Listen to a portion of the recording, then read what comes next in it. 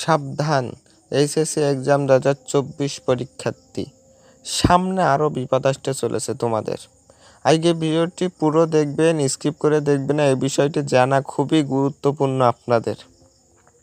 তো আমি প্রথমত বলি, পরীক্ষা কবে হবে এই বিষয়ে এখনও শিক্ষামন্ত্রী পর্যন্ত আপনাদের পরীক্ষাটি কবে হবে সেটাও জানে না। প্রশ্ন এবং প্রশ্নের উত্তরমালা সব কিছু পরিচালনা বা সব কিছু তৈরি করার পর আপনাদের পরীক্ষাটি শুরু হবে।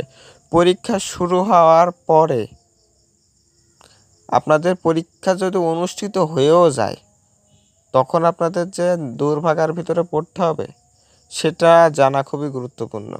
কারণ আপনাদের শিক্ষকরা কিন্তু থাকবে,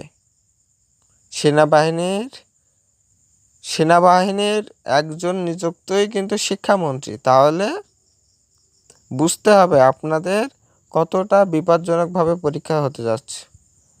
শিক্ষকরা পরীক্ষা নেবে, শিক্ষকরা গার্ড দিবে, কিন্তু আপনাদের আগে যেমনভাবে পরীক্ষাটি অনুষ্ঠিত হচ্ছিল সেটা থেকেও হবে না, তার থেকে দ্বিগুণ কড়াভাবে হবে। আপনাদের দেখার সুযোগ যেটা হতো সেটাও এখনও হবে না।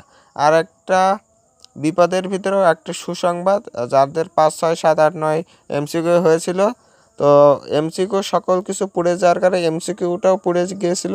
তো এমসিকিউটি তারা বোর্ডটা এখনও সংগ্রহ করেনি। তারা এমসিকিউটি কম্পিউটার মেশিনের মাধ্যমে তারা দেখা হয়নি, বা তাদের হিস্টোরিতে কোনো কে কত পেয়েছে, কত রোল নাম্বার এত এমসিকিউতে এত পেয়েছে এমন কোনো রেকর্ডে নেই।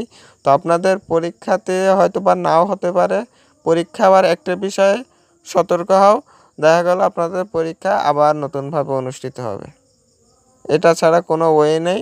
তো পাস দেওয়ার কোনো, আবার শিক্ষা বোর্ড বলছে যে আমরা কোনোভাবে অটো পাস দিতে চাবে না। অটো পাসটা কোনোভাবে দেবে না শিক্ষা বোর্ড।